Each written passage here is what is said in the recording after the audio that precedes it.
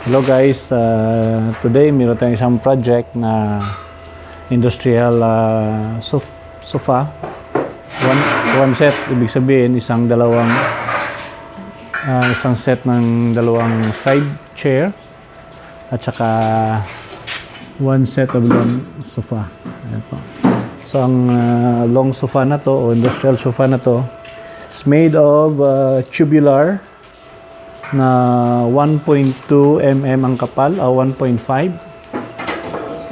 So ang height niya from top to bottom is 28 inches at ang lapad niya is 24 inches at saka yung finish niya inside is 5 feet o 60 inches. So meron tayong ginawang stopper dito na 1x2 na tubular para yung foam na sandalan ay meron siyang stopper at saka foam dito sa taas. Yan. And then bali 3 sets ang foam dito, so the same din sa likod. Nag 45 degree tayo dyan at yan para matago ang ends ng tube.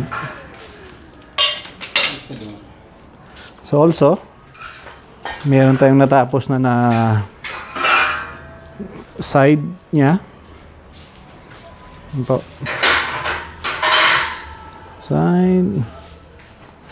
Side niya, and then meron pa dito isa.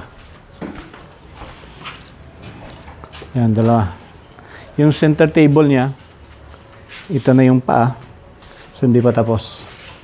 Ito muna. Yan po. Bababa natin. So, bigat. Sulit pang matagalan kasi ang dati naming sofa ay kinain na ng wood board. O kaya tawag sa amin bokbok. Kaya nasisira. Ano yon? Made in Malaysia yata yan eh.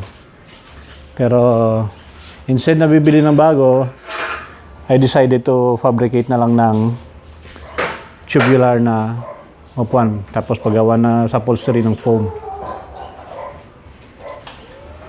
So meron tayong parang sahig niya na 1x2. Alright? So if you're new to my channel, please don't forget to like and subscribe for an update video sa project na to. Okay, thank you po.